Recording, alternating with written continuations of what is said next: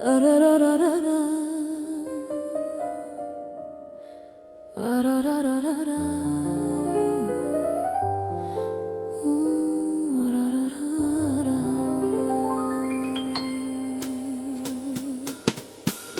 Geceler danışar sessiz hatire, bir uşak kalıp içimde gizlice. Büyüdüm ama itirdim biraz o saf bakışlar, o gülüş. Haradır, kimdedir? Ah, büyümek hem şirin hem acı, bir gözyaşında gizlenir uşak gülüşü. Her adımda bir ders, bir itki, ama yine de yaşamak güzeldir sevgi kimi.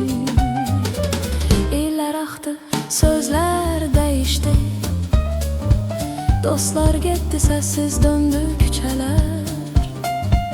Güzgüde görürəm başka birini, ama o uşaq hələ də baxır içimdən dinciliklər.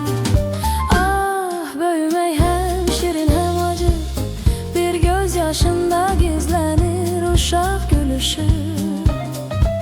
Her adımda bir ders, bir itki, ama yine de yaşamak güzeldir sevgi kimi.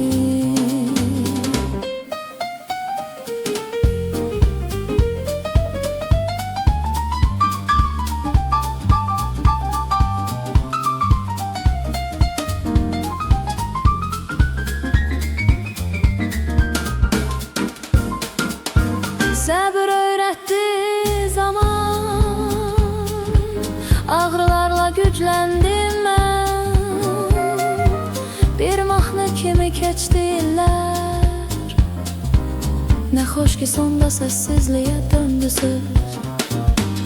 Böyüdüm ama hələ də inanıram, hər yeni səhər bir uşaq gülüşüdür. Böyümək təkcə ağrıdı deməm, o ruhun yenidən doğuluşudur.